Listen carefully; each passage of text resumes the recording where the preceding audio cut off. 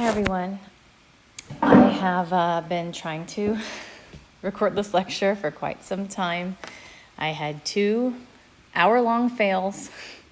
One of them was using Teams and I couldn't switch between my iPad and my Teams on the PC, and then the second time I had the idea to record on my iPad and do everything on my iPad. The only problem was I forgot to turn the microphone on, so there was no audio. So we're going to do this again. I really want to get this lecture out to you because Gauss's law, what we're going to cover in chapter 22, is a really powerful mathematical tool. It's also really abstract, so if someone isn't kind of explaining it to you and you're just kind of reading it on the textbook, it can go kind of like right over your head. So we're going to go over it today.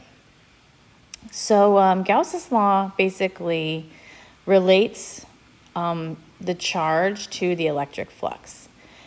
In chapter 21, we learned that if we were given a charge distribution, for example, 1-point charge or 2-point charges, or a line charge, we were asked to find what's the electric field that charge distribution produces. Well, in this chapter, we're going to kind of ask the opposite question. We're going to say, well, if we kind of know something about the electric field pattern, what can we determine about the charge distribution? Okay? So in order to do that, we need to understand the term electric flux. And you might remember from Physics 1 that electric flux is basically the scalar product of a vector flowing through an area. Okay, so the result of flux is just a scalar, but it's the dot product of a vector going through a surface area. And the surface areas that we're going to be dealing with, they're going to be closed surfaces. So they're going to completely enclose a volume. And we're going to define an outward flux as positive charges inside of a box, right? And we know that because in chapter 21, we learned that electric field lines always radiate away from positive charges, right? And an inward flux we're going to define as a negative charge being inside of this closed surface or this box, right? Because we know that electric field lines always point towards negative point charges. So, well, how do we calculate electric flux? Before we get into Gauss's law, we need to be really comfortable with calculating electric flux. And electric flux, like I mentioned before, it's a dot product. And in the simplest form, it's really just the magnitude of the electric field times the area. And that situation occurs when the electric field is perpendicular to the surface area, okay? Right? And you can see that the electric field being perpendicular to the surface area means that it's parallel to the area vector that describes the surface area. Okay? So we can kind of, form the dot product calculation or equation, right? It's E dot A. And the way that we describe an area in terms of a vector is an area vector is always the area, which would be the magnitude of the vector, times the normal vector. And the normal vector is always perpendicular to the surface. Okay? That's why the dot product of E dot A, when A vector is perpendicular to E, that's this, is 0. But when the A vector is parallel to E, you get cosine of 0, which is 1. Okay? So we're going to do some examples that will, we can practice finding the flux through different surfaces. So I'm going to skip this example. You guys can do it. It's pretty straightforward. And I'm going to go to this more complicated example that we're going to do together. Okay, so we have a cube, and we have an electric field flowing through the cube in 2 different orientations. Okay, the first orientation, the E field, is going straight through the face of 2 sides of the cube. And in part B, that cube has been rotated by an angle theta. All right, and we're gonna find the flux through each face. So, well, let's start with the flux equation, right? So, flux is E dot A, okay? That's flux. So for face 1 of cube A, we have let's just draw little vector pictures of everything. I think that's gonna be the best idea, right? We have our electric field vector pointing to the right, and then we have normal vector of face 1 pointing directly to the left, okay? And if we kind of spell out our dot product as this, right? What's theta here? Theta is the angle between the two vectors, all right? We have 180 degrees, and therefore, let's not use that color. Let's go back to using pink. We have EA times -1, which is negative EA. All right, where A is the area of one face. And I believe it's given, you know, the side of each side of the cube is L. So instead of writing L squared, I'm just going to keep it as EA. You know, instead of writing L squared, I'm going to keep it as A. So let's look at face 2. All right, so far this is not too bad. All right, face 2, I'm going to draw my E vector again. And I'm always going to keep him in the same place. Just going to make things easier. And N2, well, it may be hard to see, but N2 is actually 180 degrees from N1. Therefore, it's parallel to E. But now the angle between them is 0 degrees. So my flux is just going to be EA, right? Cosine of 0, which is just EA. All right, so let's keep going. Face 3. So face 3, well, N3 is back here, right? And it's 90 degrees to N1. So if I draw my E again, right? And what I can do is I can kind of draw N1 as my, it's just my helper, right? So that I can kind of it's easier to visualize that N3 is perpendicular to N1, right? And what I see is that, well, N3, the normal vector of area 3, is perpendicular to E. Therefore, the angle between them is 90 degrees, and I don't get any flux. Right? It's EA, cosine of 90, which is 0. And what we can kind of notice by inspection for faces 4 through 6 is that the normal vectors for those faces are actually all perpendicular to the electric field as well, right? So if we draw kind of our guide, or normal vector 1, 4 is actually pointing 90 degrees also from N1. And normal vector 5 and 6, well, they're pointing out of the page and into the page, respectively. And the way we denote that out of the page is through a circle and a dot. You may recall that. Into the page is a circle with an X in it. Okay, so N5 and N6 are also perpendicular to E, right? Because they come out of the page and in the page. So the flux through faces 4 through 6 is 0. All right, so now let's move on to cube B. And for cube B, I'll just change my color here. So the cube has been rotated by an angle theta. All right, so let's look at face 1.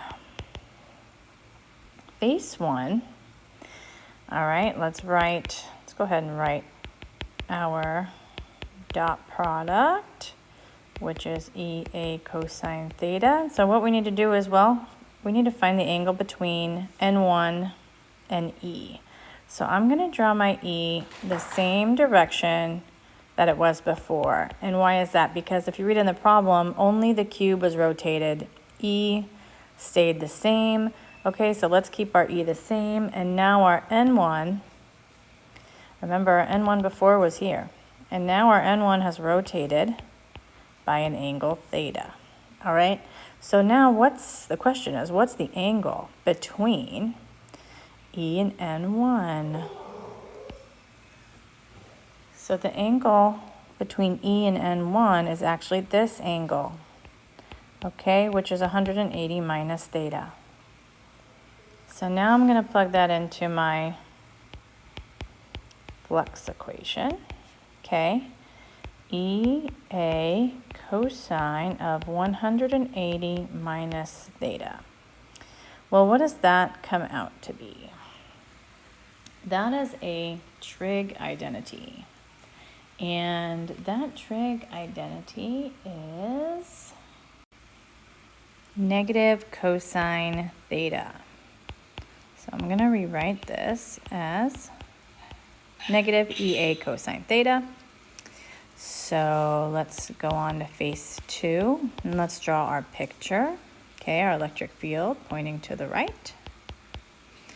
And I'm going to keep kind of drawing, you know, my reference vector. And what I know that N2, right, N2 is 180 degrees from N1.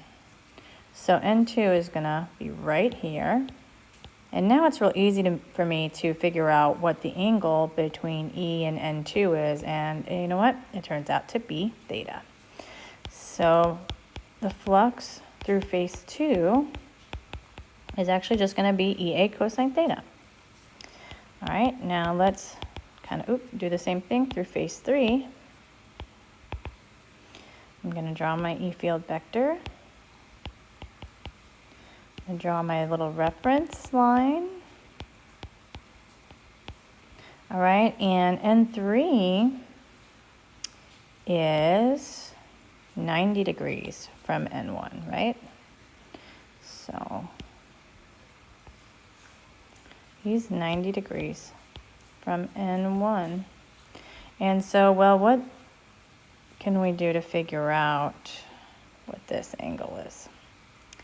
Well, the way I do it, and there's a couple different ways, the way I do it is basically I'm going to say it's 180 degrees plus theta minus 90. Okay? I don't know, that's just how my brain works. There's different ways to calculate it. Let me think. Another way would be, well, you would find this angle, right? And it would just be negative of that angle. That's another way. So doing it my way, what I find is that, well, 180 minus 90 is 90. That becomes 90 plus theta. So my flux is EA cosine of 90 plus theta. And, well, you know, I'm going to turn this into another trig identity, and you'll see why at the end. So cosine of 90 plus theta, that is actually, you may not remember this, but I'm telling you now, it's negative sine theta. Okay? So let's move on to phase 4. Got my E pointing to the right, my reference vector. Okay, and N4, where's N4? N4 is right here, and he's also 90 degrees from N1, but in the other direction. In other words, he's 180 from N3. So he's going to be like this, 90 degrees. And now what I need to do is figure out what this angle is, right? And I'm going to do some similar business that I did before. I'm gonna do 180 minus 90 minus theta to get to this angle. I don't know if you see that, but I see it. You can try to figure it out your own way. What did I say? 180 minus theta minus 90. And what does that give me? That gives me 90 minus theta, right? 180 minus 90 is 90. And then I have a negative theta, so it's 90 minus theta. So my flux through phase 4 is going to be EA cosine of 90 minus theta. Well, if cosine of 90 plus theta is negative sine, then cosine of 90 minus theta is going to be positive sine. And there's a reason why I'm doing that. I will tell you soon. All right, phase 5 and 6. All right, remember, they're both into the page and out of the page, right? Which automatically makes them perpendicular to E, right?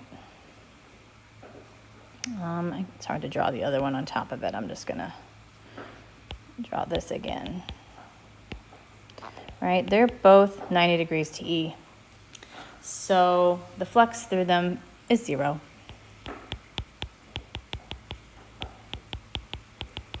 Okay.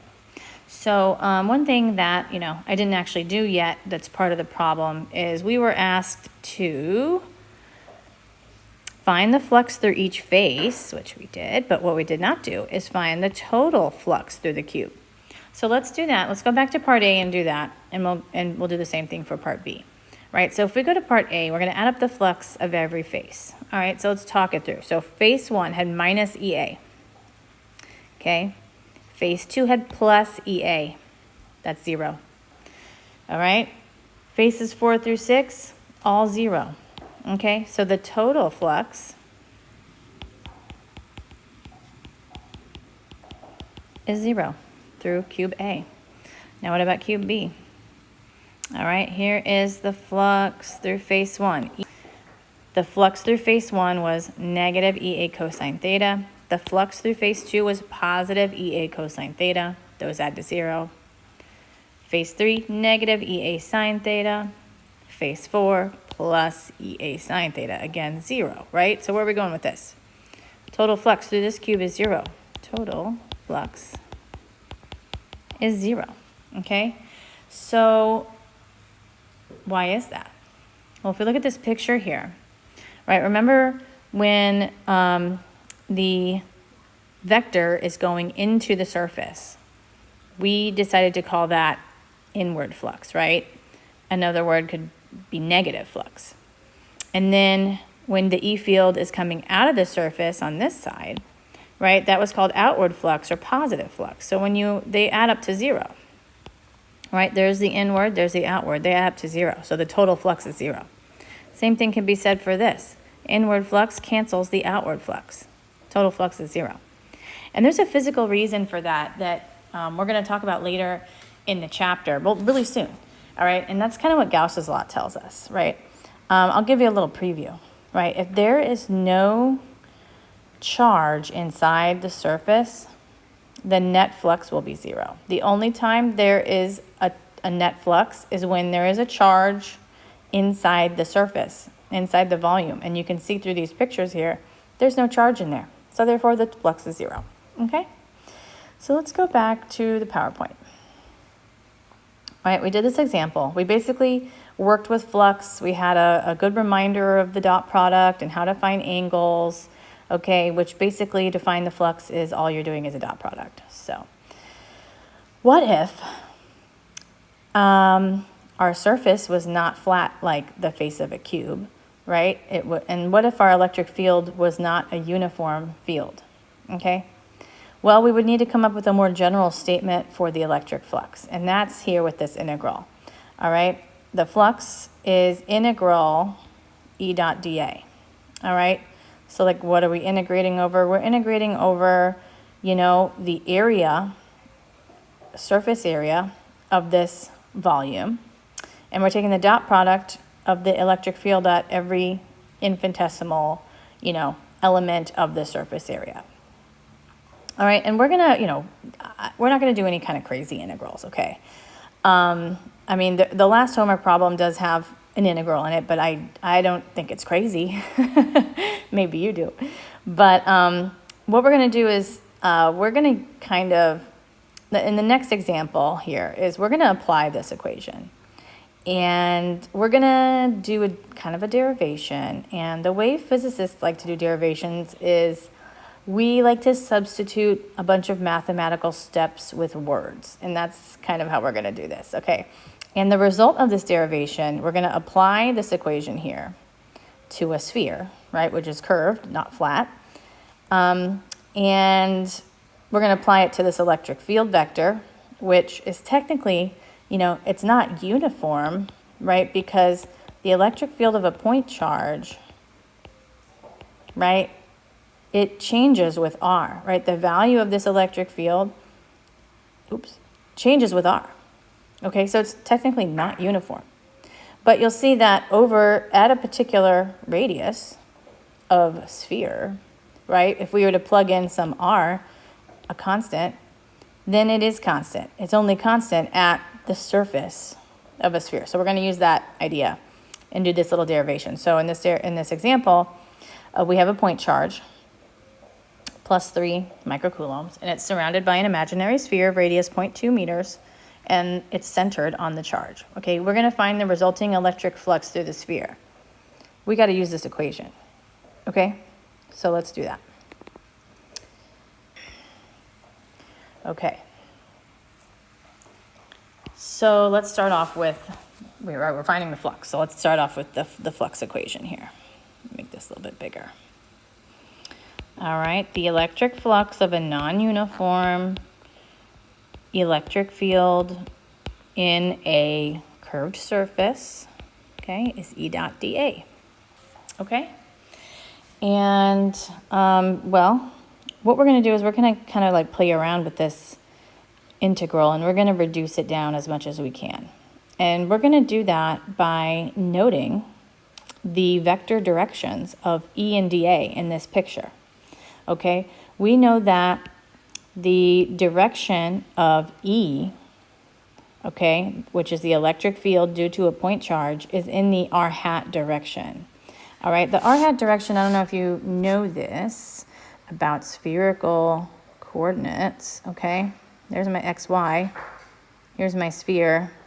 All right, the r hat direction in terms of spherical coordinates is, it's the direction that points directly out of the sphere and basically tells you the radius of the sphere at any point in 3D space.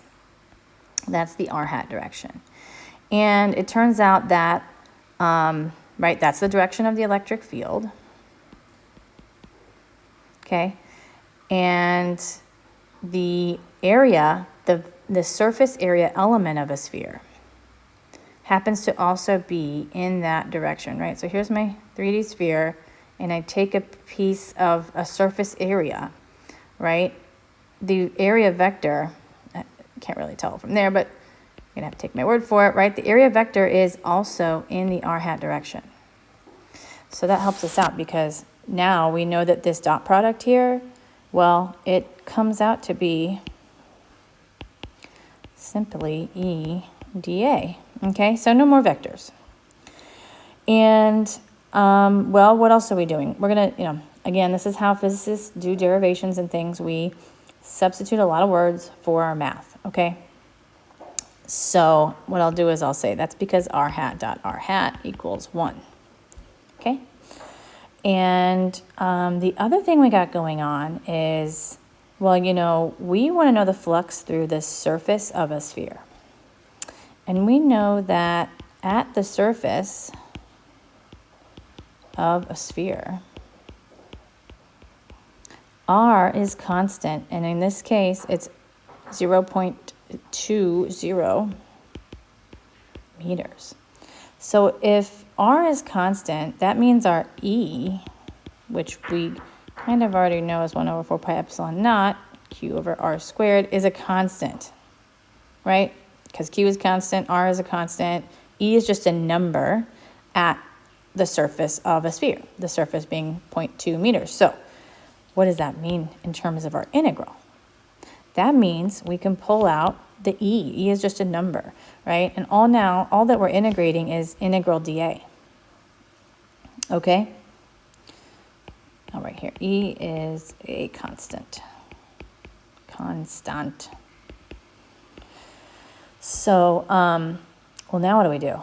What are we integrating, right? We're integrating over the surface, this little vector area, right? Over the whole surface of the sphere. So the result of this is the surface area of a sphere. Surface area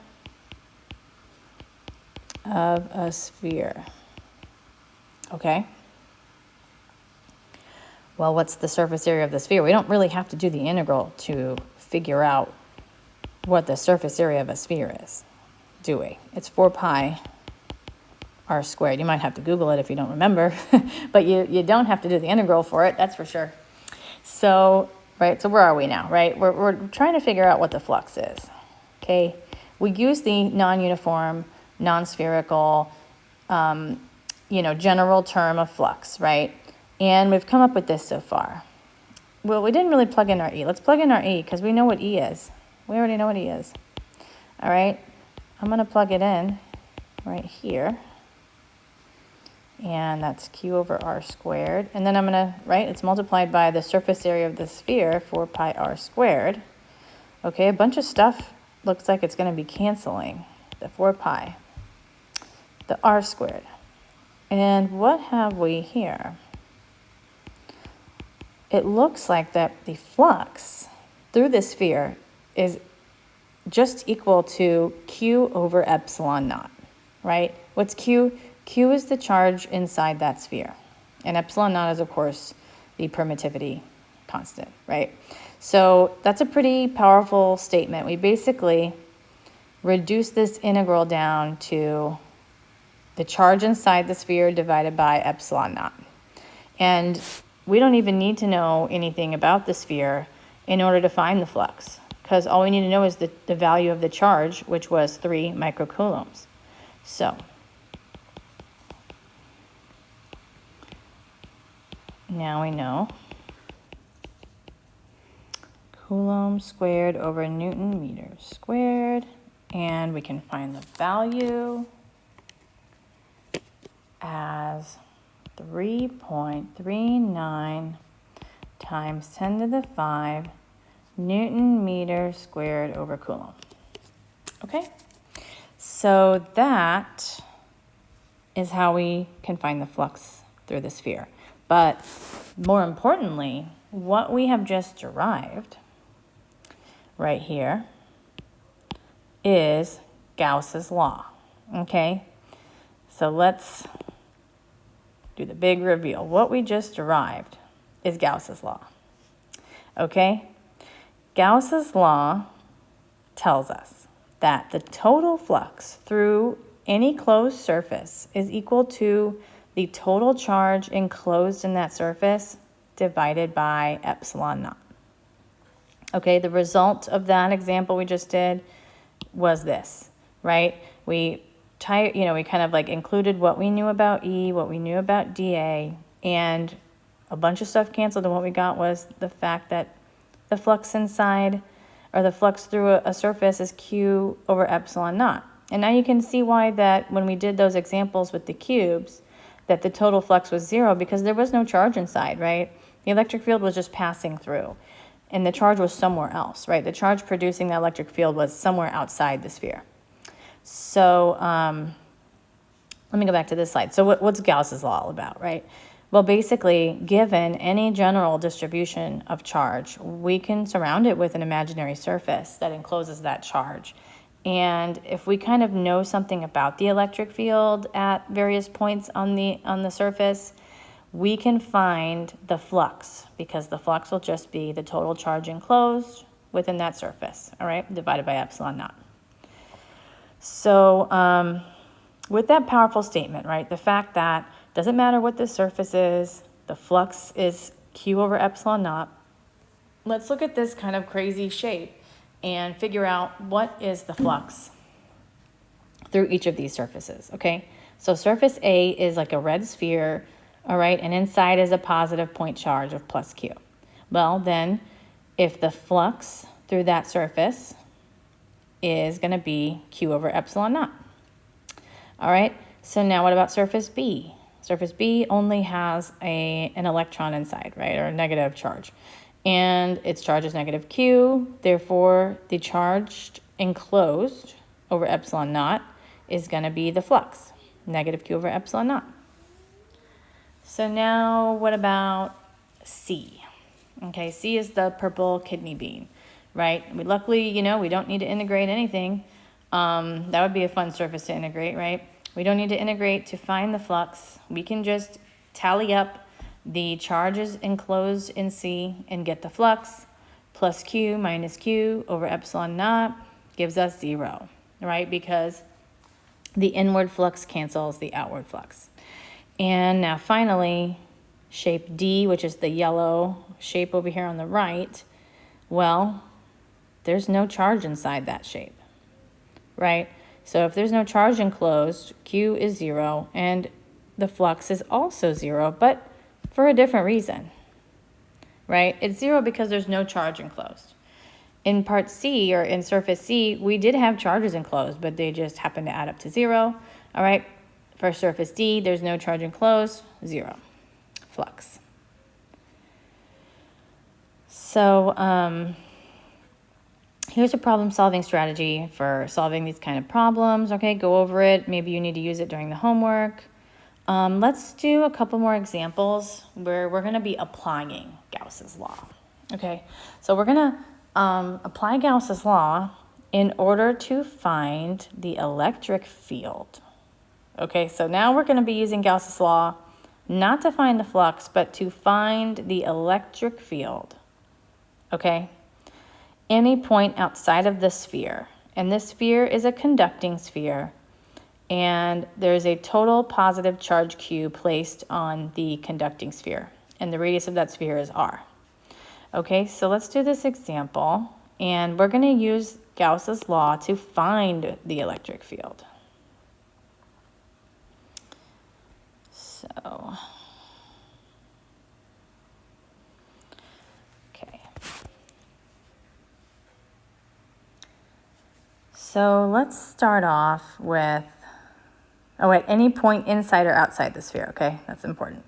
So let's start off with our statement, our Gauss's law statement, that the flux is equal to integral E dot dA, okay? Which is equal to Q enclosed over epsilon naught. And we're going to use some arguments that we made in example 22.3, right? The arguments of, well, we kind of already know what direction E is, and we know what direction dA is. So we can reduce these, vector dot product into this statement right here, okay? And, well, we need to kind of examine the different cases. So inside and outside the sphere. So let's look at first inside the sphere.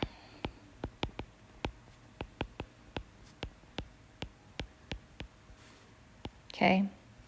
So we have a conducting sphere, and this is a very important distinction. And why is that? Because when charge is placed on a conductor, okay? When charge is placed on a conductor, it resides on the surface. Charges reside on surface, always, okay? This is true for any conducting object. When it's charged up, the excess charges are on the surface. So if we were going to draw a Gaussian surface, right? And remember, our surface, the point of the surface, let me draw the sphere a little bit bigger. Let me just draw a little bit bigger, right? The point of using Gauss's law is you want to draw your surface, your Gaussian surface, where you want to know the electric field, right? We want to know the electric field at this surface, inside the sphere. So I've placed my Gaussian surface inside the sphere, okay? And this is basically when I integrate dA, that's what I'm getting. I'm getting this sphere right here. And so I've placed it inside of the conducting sphere because I want to know the E field at this point, at this surface level. Okay? And, well, I can kind of, use Gauss's law, the other side of Gauss's law, which tells me that the flux through that pink sphere, well, it's equal to the charge enclosed over epsilon naught. Well, what's Q enclosed inside the sphere? It's 0, right? Because all the charges on a conducting sphere exist on the surface. So there's no charges inside. So therefore, Q enclosed is 0. And well, what does that mean for my Gauss's law, right? And I'm supposed to solve for E, so what does that mean? Well, if the integral dot dA or EDA, integral to EDA is 0, we know that my electric field is constant anywhere on the surface of any sphere, okay? And I do this business that I did where this is the surface area of the sphere, r squared, all right? Well, that tells me that the electric field inside a conducting sphere is 0.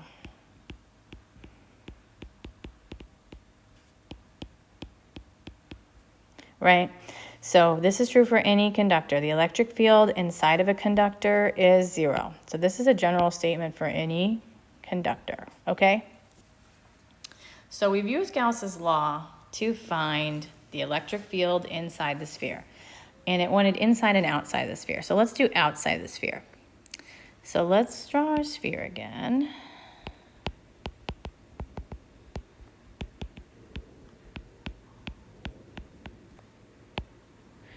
All right, here's our sphere. I'm gonna make him kind of small and lumpy. He's a lumpy sphere. All my charges are residing on the surface because he's a conductor. And now I'm gonna make my pink Gaussian surface outside of the sphere. And this is where I'm gonna find E.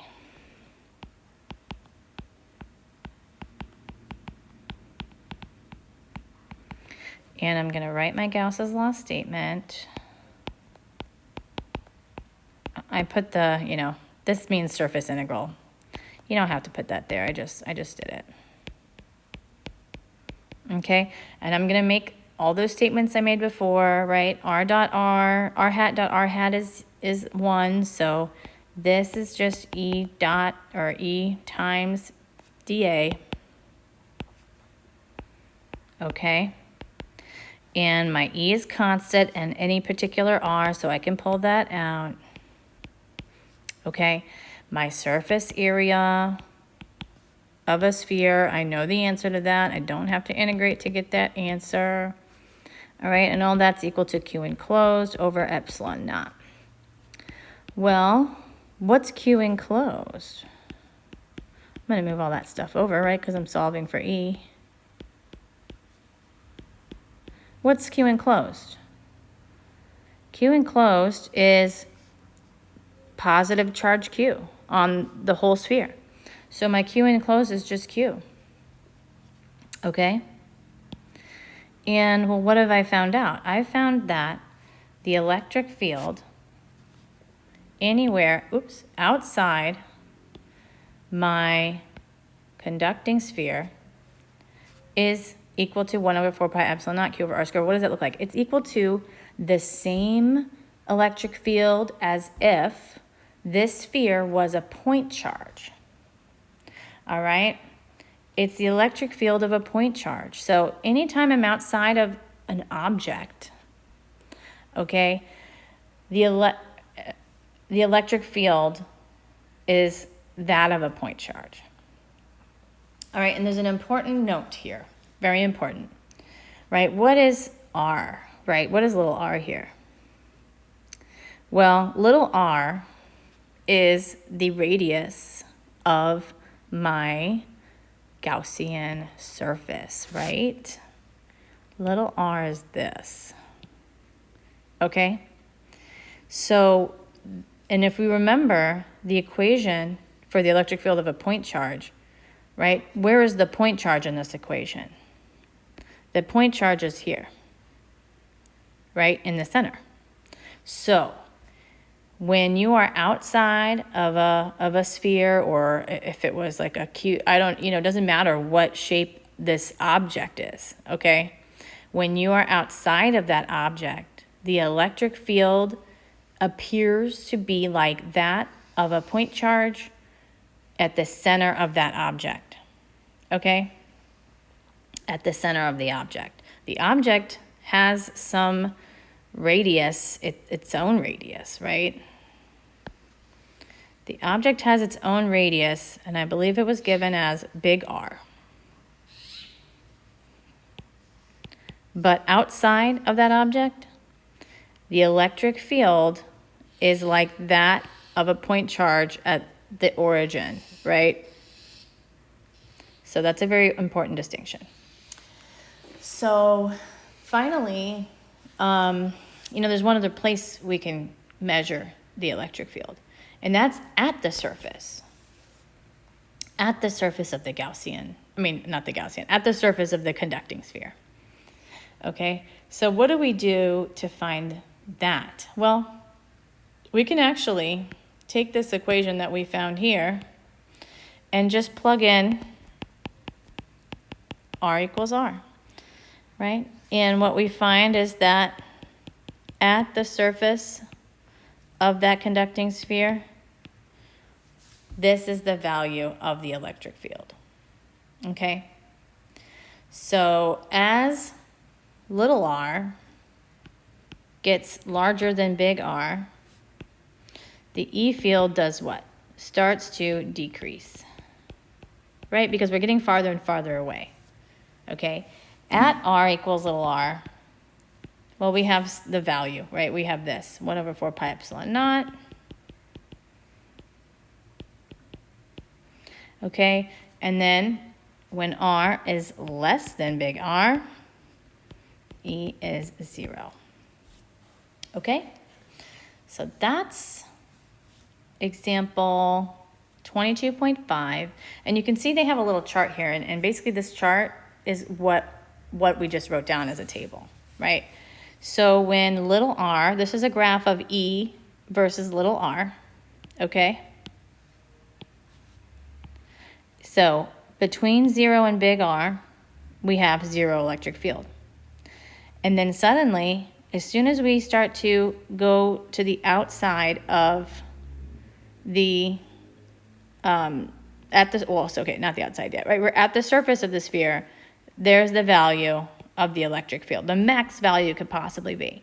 And then as we start to get away from the surface, the E field drops off with 1 over R squared dependence. Okay, so this chart is exactly kind of what we wrote right here. A summary of our results. So we used Gauss's law to find the electric field outside of a sphere. So Gauss's law is not just good for finding flux, but you can also use it to find electric field. All right, and I think there's another example after this that we can do. Okay, the electric field of a uniform line charge. Just make sure, am I recording? Okay, good. I'm checking if I'm recording because I have recorded this lecture 2 times already. So let's hope this is the magic 3rd time's the charm, right? So let's do it again. Let's do this again. In case you haven't had enough yet, we're going to do another example of using Gauss's law to find an electric field. Okay, and this time we're going to find the electric field of a infinite line charge, okay? And we kind of already know the answer because it was an example in chapter 21. So we kind of have an answer. So let's see if we get the same answer by using this method. And then let's compare, well, how much of a pain in the butt was the first method versus this method. So let's go back over to OneNote. All right. We're going to do example 22.6. We're going to again use Gauss's law to find the electric field of a uniform line charge. So the charge per unit length of this line charge is lambda, okay? And we're going to find the electric field. So let's just write our Gauss's law statement again.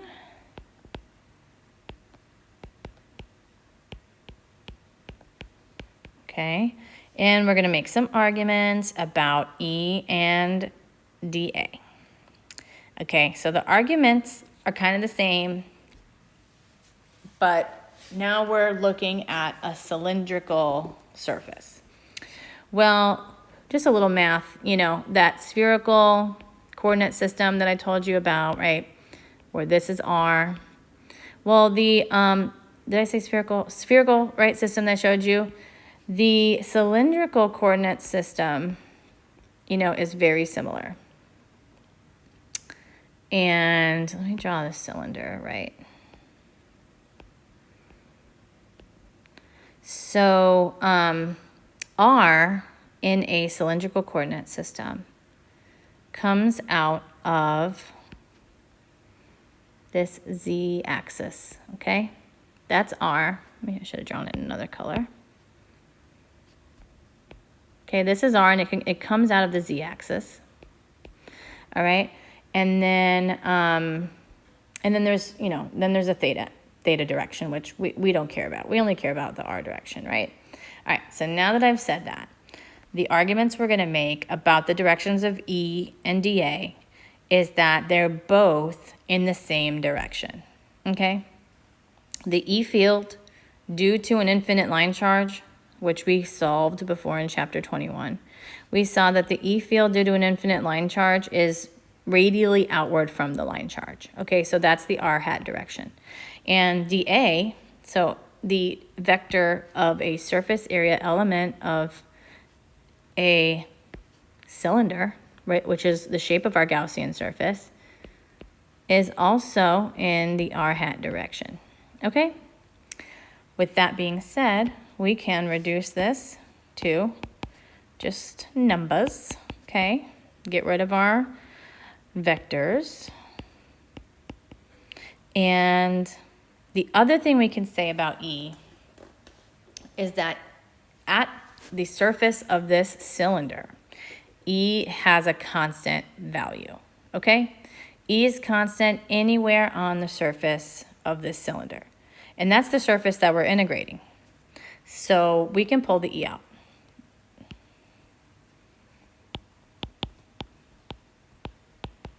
And all that we're left with is integral dA. Well, what is it that we're integrating, right? We're integrating over the surface of the cylinder. So the result of integral dA is the surface area of a cylinder, and that happens to be 2 pi r L, where L is the length of the cylinder, okay? And that's all equal to Q enclosed over epsilon naught. So now it's time to figure out what's this? What's the charge enclosed in our Gaussian surface? So we have a line charge, right, inside the cylinder.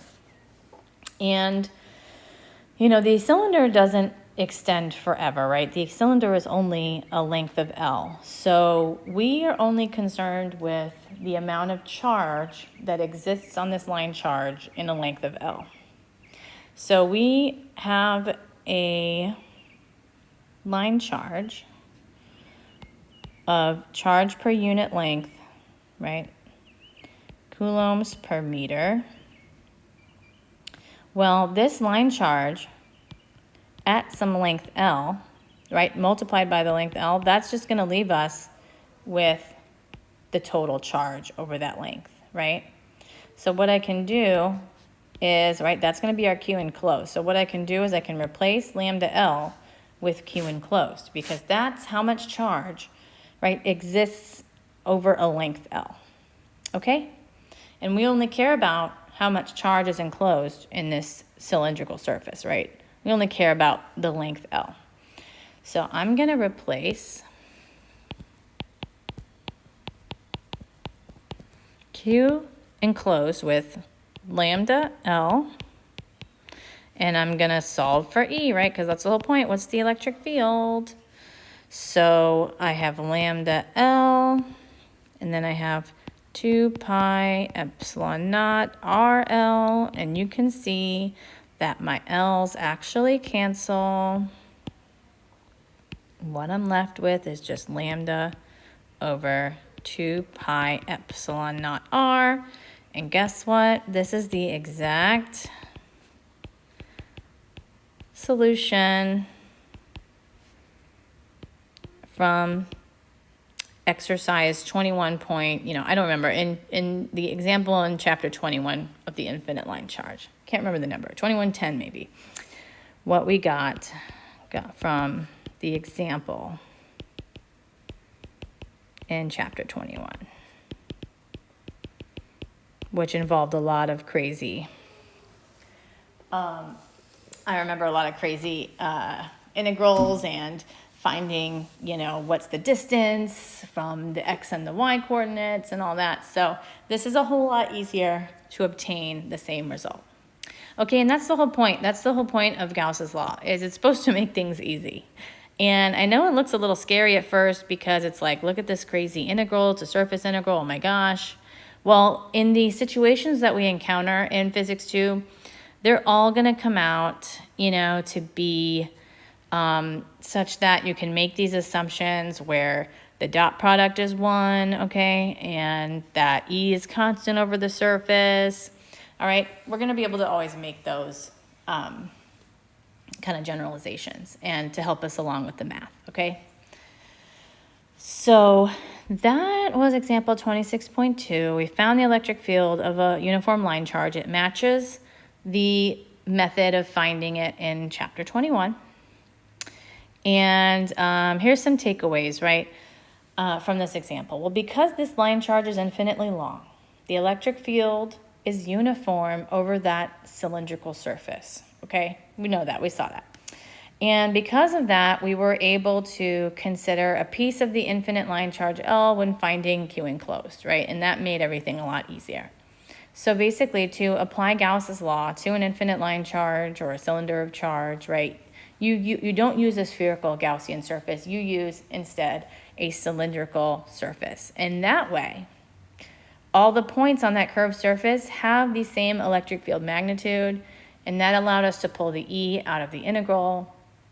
All right, so the main takeaway from these takeaways is that choosing a convenient, Gaussian surface will help you a lot in the calculations, okay? So there's a couple more examples. I'll leave you guys to do these with the help of the video tutor solutions that are available from the publisher. And if you would like me to do it, just simply request that of me and I will send you a video, or I'll post a video of that. I'd be happy to do it. Just let me know, okay?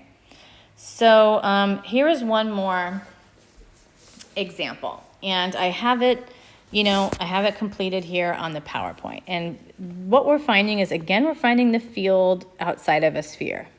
But this time, the sphere is an insulator, okay?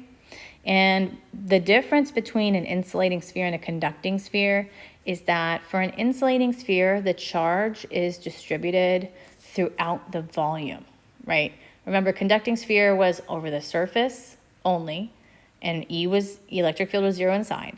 But now, for an insulating sphere, our charge is distributed throughout the volume. So when we find the electric field inside the sphere, it's going to be non-zero, okay? And so let's go through this example here in the PowerPoint. So here's our picture, right? It's a solid sphere.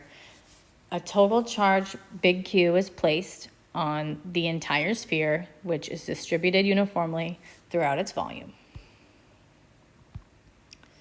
And we know that the direction of E is in the r hat direction, right? Same things we said before. And therefore, E is constant at any surface that we make, all right? So we also know that the area vector is in the r direction. So we can reduce our dot product to a scalar, right? So when we do that, this is basically what we did before. We find that E is 1 over 4 pi epsilon naught Q over R squared, right? We know that already. Q enclosed, right? So now the trick is, well, what's Q enclosed for different values of little r, right? Being inside the sphere, at the sphere surface, outside the sphere. Let's find out what Q enclosed is for those situations. So that's what this statement says, right? Q enclosed must be some fraction. So if we're inside the sphere, Q enclosed has to be some fraction of the total charge, right? Because not all the charge is going to be inside that yellow Gaussian surface that's inside the sphere. So we know, what do we know? How can we figure out Q enclosed? Well, we know that the density, because it said it was uniformly distributed, that means that the density anywhere inside the sphere is constant. So that means that if we have the total charge over the total volume of the sphere, well, that ratio, which makes density, has to be equal to the ratio of an enclosed charge to some enclosed volume, right? Some volume smaller than the total volume of the sphere. So knowing that relationship, we can solve for Q enclosed because we know Q total, we know the total volume, and we can figure out what our enclosed volume is because we're deciding that, right? We get to pick our Gaussian surface size. So, we can do that. And what we see is when we set up this equation, we can solve for Q enclosed, a bunch of stuff cancels, and basically the charge enclosed in a Gaussian surface that's inside of the sphere is equal to the total charge Q times the radius of our choice that's inside the sphere divided by the radius cubed of the entire sphere.